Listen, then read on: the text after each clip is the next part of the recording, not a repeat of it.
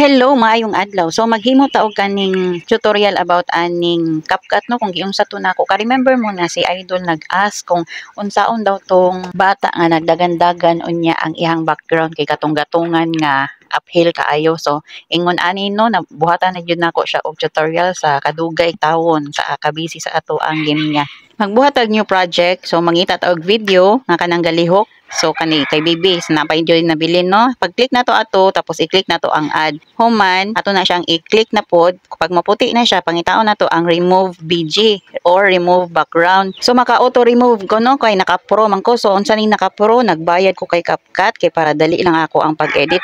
And then kani ganing na ay one nga nagabilog naga-loading na siya. Yaha na siyang gina-remove ayang background. So dugay na siya ini mo paabuton pero ako ra gyud na siyang himuan ako na ko siya another edit kay para mag voice over ko and then makaano ko kanang ay makita jud ninyo nga giunsa gyud no katong nagtuyok gyud siya kay yaha man gyud na siyang i-apply ang background. So pagkahuman ani so kay 1 minute man gikapin no so kailangan nato ato lang gyud ning putlon mangita lang gyud tag part nga ato ang himuan og edit. So ready na siya 10 seconds lang ang ako ang gibilin. So mag-ano na ta mangita na taog ka ng background po. So slide left lang no, i-click background and then click image and then ato naka-ready na siya. Na-try ko na ganina. So naa na si Bibi, naglingkod-lingkod na sa maanindot nga view. So ingon ana lang siya kadali mga idol. Oh, di ba? Nice kay lingkod-lingkod ni Bibi nga ang dahon or ang sagbot wa jud siya naunsa.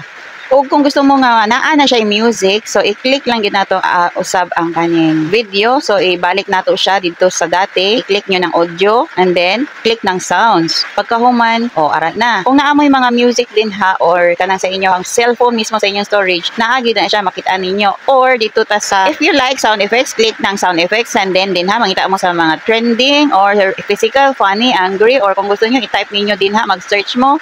Tapos i-click lang ng Life is Beautiful and then click ng plus sign and then mauna na siya na music si Bebe. So ato lang na siyang i-split lang nato na kay dili nato na kinahanglan. Ang tama lang gid atong gamiton isakto lang gid sa 10 seconds no. So kana paminawon nato ang iyahang background music so naa. So ang ingon i-repack nato ang ato ang video no. So ato lang nang i-add sa audio effects kay para na poy something kaibahan. Ato ta sa environment effects ang akong ganahan kaning underwater no. So mausab ang tono sa ato ang music background. So ato lang nang i-click ang check and then paabuton nato no. So ara na. So ingon ana lang na siya guys. Pagkahuman, ang speed niya ako pong ginausab. So mahimo na siya ang ingon ani. Dili na to siya katong original. Syempre kay ato man ang i-repack kay ready to made naman gud to. So i-repack gyud nato ang ato ang ginahimo nga content kay para di ta mapalo sa ato ang mga kuan no. Katong mga busing-busing din ha kay ma-violation in tawo nita.